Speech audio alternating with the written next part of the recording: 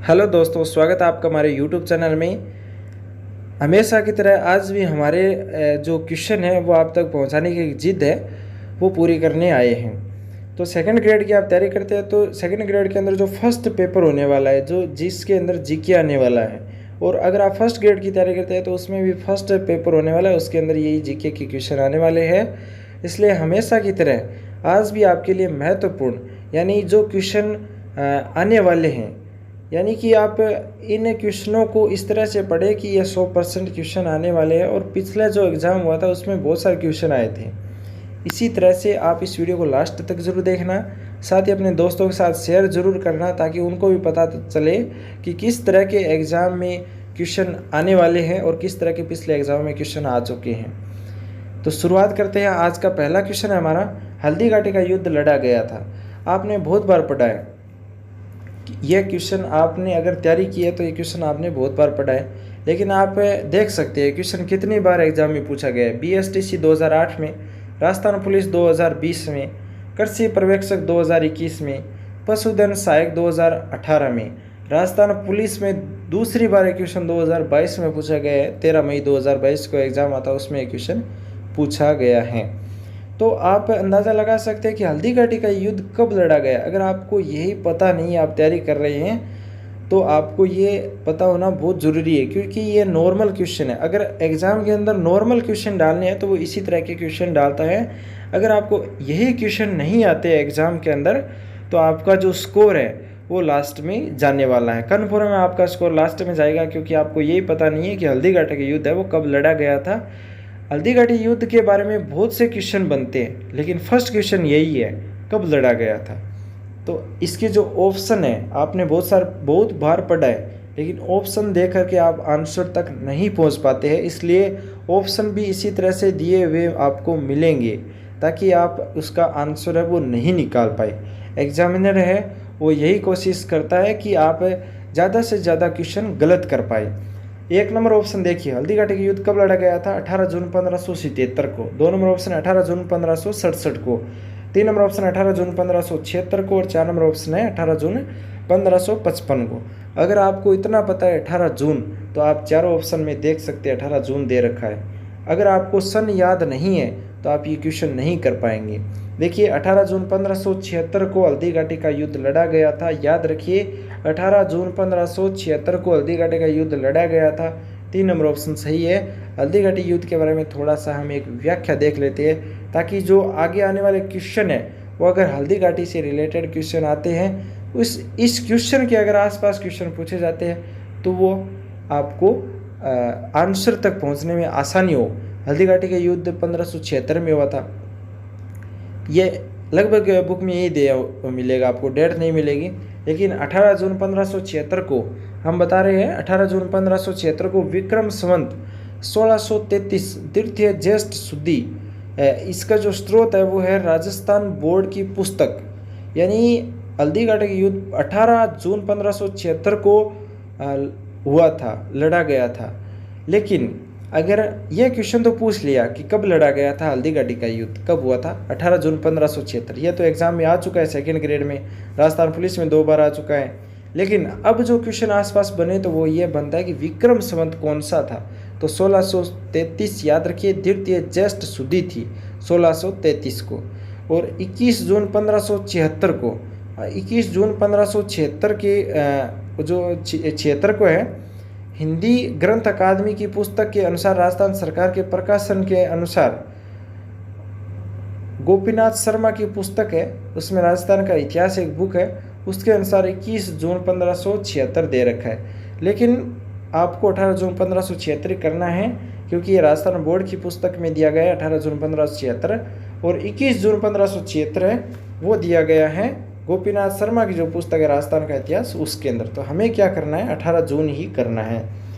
यह युद्ध हल्दी घाटी के दर्रे से बाहर बनास नदी के निकट खमनोर गांव राजसमंद में हुआ था।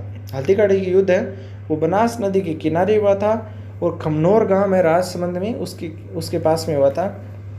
ये याद रखना है आपको। आसपास के यही क्वेश्चन बनने वाले हल्दी घाटी युद्ध में।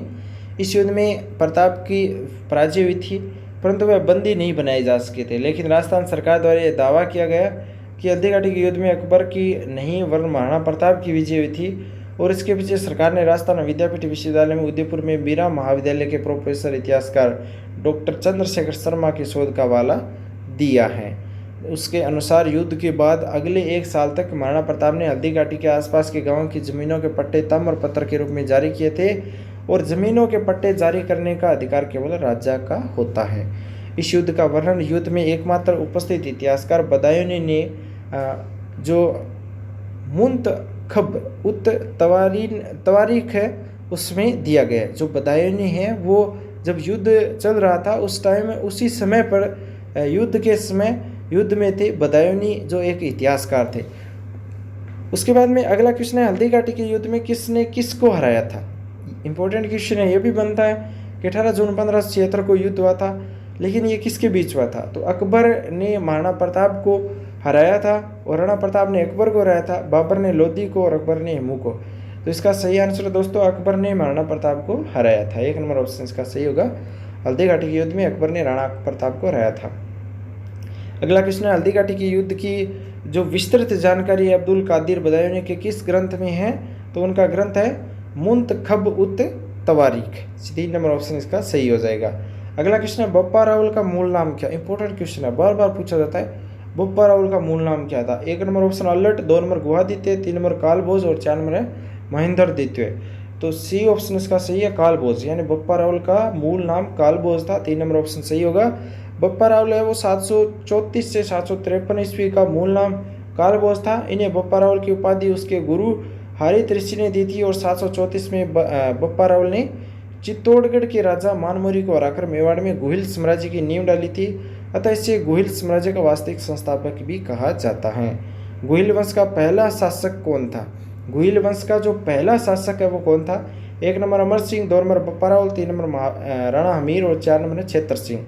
सही आंसर है दोस्तों बप्पा रावल। गुहिल वंश का पहला शासक है वो था बप्पा रावल। 2 नंबर ऑप्शन का सही होगा बप्पा रावल। 734 ईस्वी तक राजस्थान में मौर्य वंश का शासक कौन था जो बाद में बप्पा रावल द्वारा मारा गया था। बप्पा रावल के द्वारा मारा गया था 734 में राजस्थान में मौर्य वंश का शासक कौन था। 1 number Nagabhata, 2 number Manmori, 3 number Bhilaku और 4 नंबर है कक्कूका। तो इसका सही आंसर हो जाएगा मानमोरी। मानमोरी है वो मारा गया था बप्पा रावल के द्वारा। अगला क्वेश्चन है निम्नलिखित में से कौन सा कालक्रम की दृष्टि से सही है। तो 1 नंबर जयतर सिंह समर सिंह तेज सिंह, 2 नंबर समर सिंह तेज सिंह जयतर सिंह, 3 नंबर है जयतर सिंह तेज सिंह समर सिंह और 4 नंबर है तेज सिंह समर सिंह जयतर सिंह। तो इसका सही आंसर दोस्तों जयतर सिंह तेज सिंह और समर सिंह। इनका जो काल अनुक्रम है वो देखिए जयतर सिंह तेज सिंह और समर सिंह। मेवाड़ के जयतर सिंह का काल था 1213 से 1253, तेज सिंह था 1253 से 1273, समर सिंह था 1273 से 1302 तक। जयतर सिंह कौन था। जालोर का शासक, मेवाड़ का शासक, रणथंभौर का शासक और बूंदी का शासक। तो इसका सही आंसर हो जाएगा मेवाड़ का शासक जयतर सिंह था। चित्तौड़ का राणा रतन सिंह किस वंश का था। चित्तौड़गढ़ का जो राणा रतन सिंह था ये किस वंश का था। 2nd ग्रेड इंग्लिश 2011 में पूछा गया क्वेश्चन है। जेल प्रेरी 2017 में पूछा गया क्वेश्चन है कि चित्तौड़ का राणा रतन सिंह किस वंश का था। तो ये गुहिल वंश का था। 3 नंबर ऑप्शन इसका सही हो जाएगा गुहिल वंश। अगला दोस्तों क्वेश्चन है कर्पूरी देवी किस राजपूत शासक की माता थी। कर्पूरी देवी है वो किस राजपूत शासक की माता थी। 1 नंबर राणा प्रताप, 2 नंबर राणा सांगा, 3 नंबर पृथ्वीराज तृतीय और 4 नंबर है राणा हमीर। तो सही आंसर हो जाएगा पृथ्वीराज चौहान तृतीय था, उसकी माता का नाम कर्पूरी देवी था। 3 नंबर ऑप्शन सही होगा पृथ्वीराज चौहान तृतीय। अगला क्वेश्चन है सूफी संत ख्वाजा मोइनुद्दीन चिश्ती किसके शासनकाल में राजस्थान आए थे। सूफी संत ख्वाजा मोइनुद्दीन चिश्ती है वो किसके शासनकाल में राजस्थान आए थे। 1 नंबर महाराणा प्रताप सिंह, 2 नंबर राणा सांगा, 3 नंबर राणा कुंभा और 4 नंबर है पृथ्वीराज चौहान। तो सही आंसर है पृथ्वीराज चौहान। सूफी संत ख्वाजा मोइनुद्दीन चिश्ती है वो पृथ्वीराज चौहान के शासनकाल में राजस्थान में आए थे। 4 नंबर ऑप्शन सही होगा। सूफी संत ख्वाजा मोइनुद्दीन चिश्ती पृथ्वीराज चौहान के शासनकाल में राजस्थान में आए थे। अगला क्वेश्चन है पृथ्वीराज चौहान तृतीय का समकालीन चंदेल शासक कौन था। तो वो था परमार्दी देव। 1 नंबर ऑप्शन सही होगा। चंदेल शासक परमार्दी देव पृथ्वीराज चौहान तृतीय की समकालीन था। अब इसके बारे में देखिए पृथ्वीराज तृतीय के बारे में। पृथ्वीराज तृतीय ने 1182 में भरतपुर मथुरा क्षेत्र में भंडारण को के विद्रोह का अंत किया था और महोबा के चंदेल शासक परमार्दी देव को हरा करके उसे संधि के लिए विवश किया था।